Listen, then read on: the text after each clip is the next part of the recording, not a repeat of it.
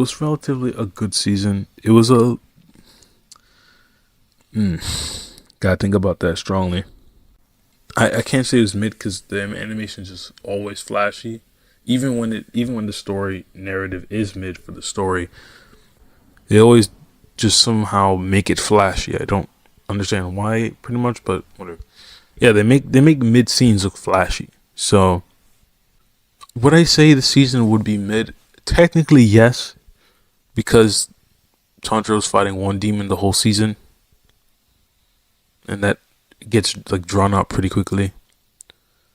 Uh, the demon that he's fighting in this season isn't really. It's not like how it was like with like Akaza and Gyutaro and Daki.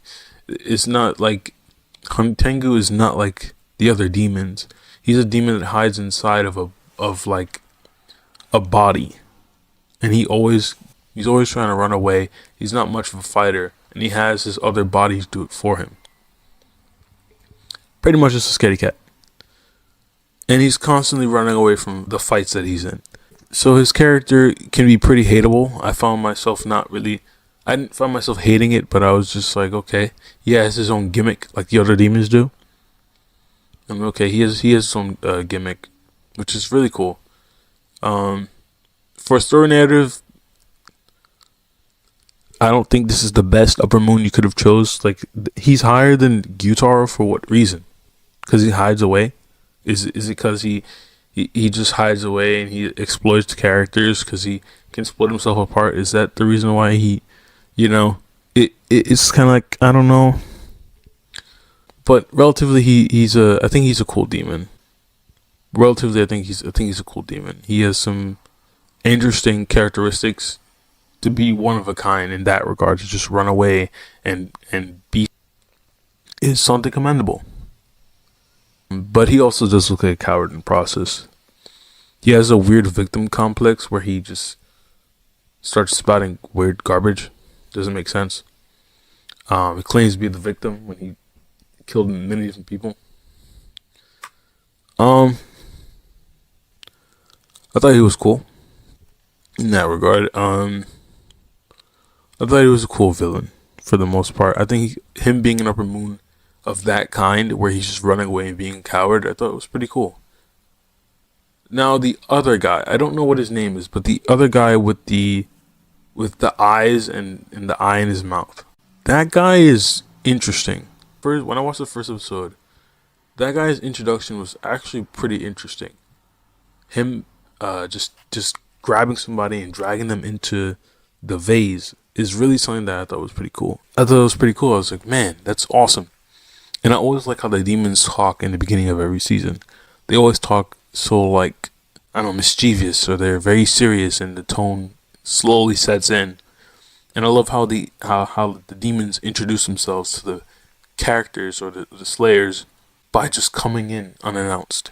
Since Zenitsu and Inosuke aren't here, we get some newer characters. There's like Genya and Mitsuri. I think they're cool characters. I think I found myself liking Genya the most. He has the most just interesting character. He's relentless, constantly trying to push himself. And I thought he was a very cool character this season. He just, is a very serious guy. It's cool. And I think that's another thing too, is we see a lot of character chemistry this season between characters. Especially with Genya and Tanjiro, or Muichiro and Tanjiro and Nezuko, or Mitsuri and Tanjiro. Like, we see chemistry between characters, which is cool because it develops characters and it allows us to understand characters that are new to the story. Very cool stuff. Very powerful. There are a lot of powerful scenes in this season, but at the same time, there's a lot of flashbacks, and I'm starting to see the flaws of a show like this. It goes from being very dark, from, let's say, Demon Slayer Season 2, to becoming a fantasy series where things are now make-believe and there's flashbacks and names have meanings and these kinds of things.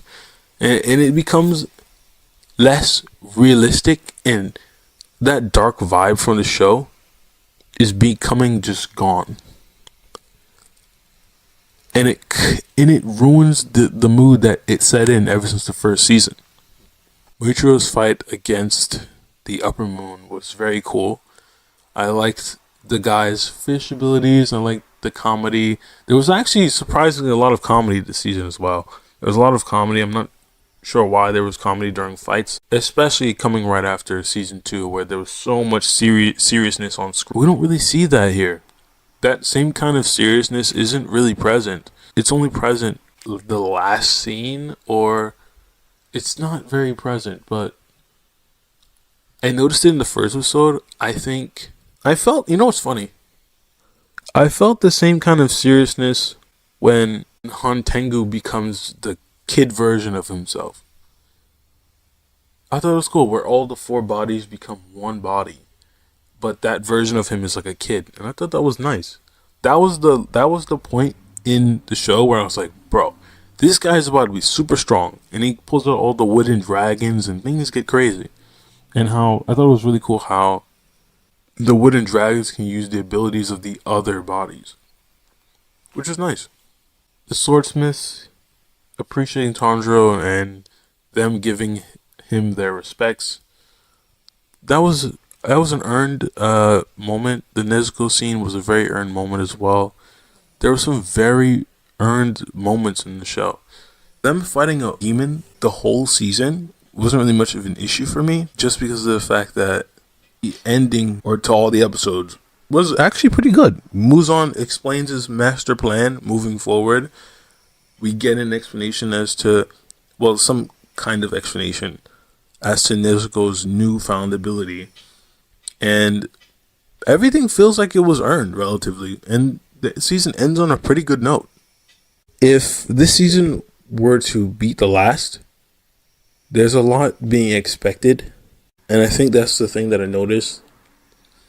When something comes out and it's just banger status, or something comes out and it's really good, there's an expectation that the next version of that thing is going to be even better. Season 2 was even better than season 1. And I noticed it felt a little lackluster because the danger was not the same. Instead, we're running around chasing a demon that acts like a child pretty much for the rest of the show. Who's constantly hiding in bodies, who's constantly trying to get away, who's constantly trying to spread a victim complex. This kind of stuff gets tiring over the course of the show, and I can see why people are not very happy about it.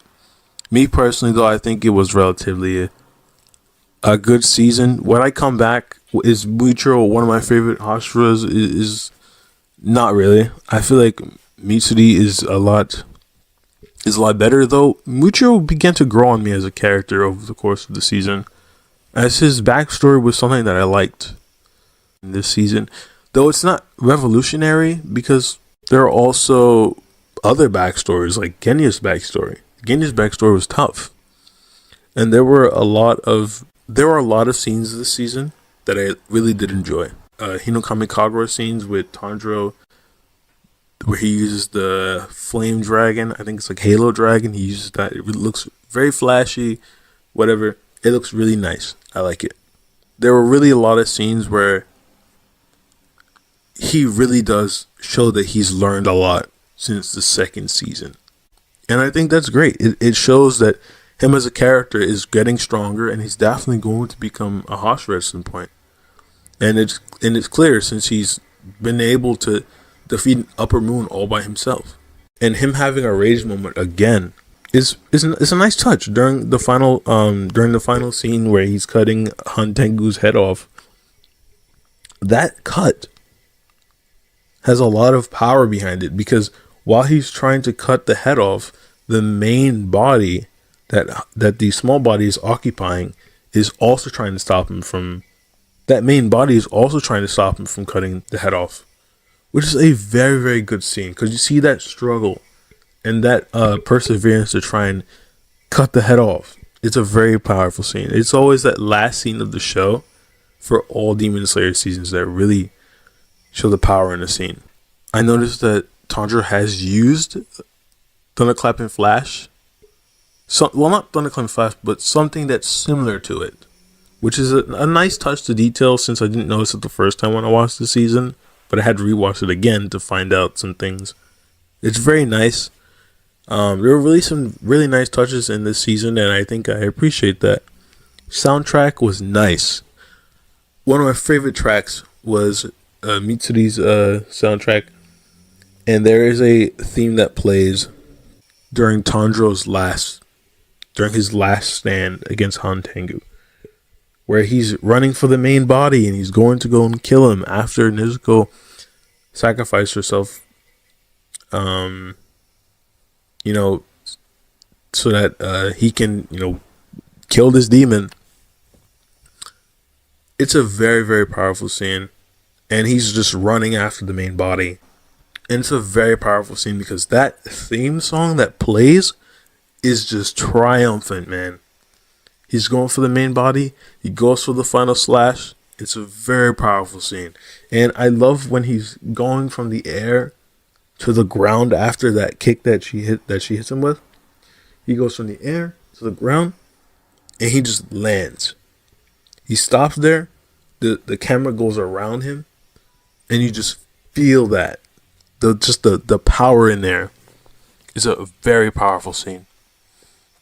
There was another really cool scene where Nezuko gives him this blood demon art upgrade to his sword, kind of. It's like a buff, I consider. And it essentially makes his sword somewhat stronger. And I thought that was another powerful scene, as character chemistry this season was very strong. Muichiro beginning to learn to trust people and care about people is another powerful thing. Tanjiro showing his appreciation for Genya and him showing appreciation and kindness towards Genya's achievements is another powerful. So I think, and there were some, I don't know why I'd even talk about this, but there was a scene where Mitsuri's like running down the stairs. There are some really just goofy scenes in this season. And I was like, hey, it's welcome to stay here, right? It's welcome to stay here. It's really cool. And it has to do a lot of character chemistry, showing what the character's like. And there's a lot of scenes in this show where Tanjiro really does keep his good guy attitude or good boy attitude, where he's just constantly being a good person. And you see that.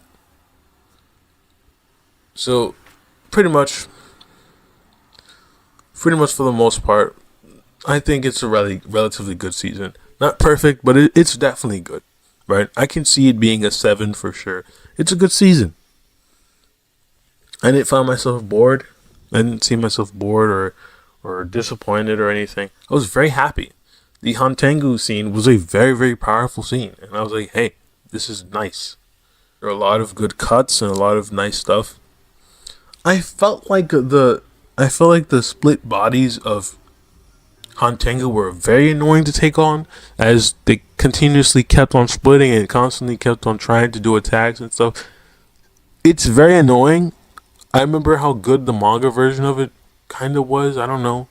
I felt like the manga version at the time, for me, back then was a lot more tolerable.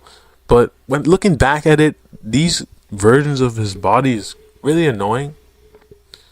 That's where I feel the sentiment. It's really annoying. But things start to pick up when the main bodies become one and stuff like that. It's very cool. But it's so frustrating how a demon has this many abilities. His body can split up into multiple different bodies, and there's a main body hiding somewhere. How is that even possible? It's like there's like 2 different bodies that are doing multiple different things. You have a body that's hiding somewhere, which is the main body, that's hiding inside of a main body, and then you have the other body that is able to split into multiple different bodies and confuse into one being, which is significantly younger than the split bodies. It's honestly some Power Rangers Sentai stuff, bro. This is just really some just insane stuff. It's not amazing. It's just weird. Especially for Upper Moon. This reminds me of the demons from the first season. Those like water guys. And I'm like, man, come on.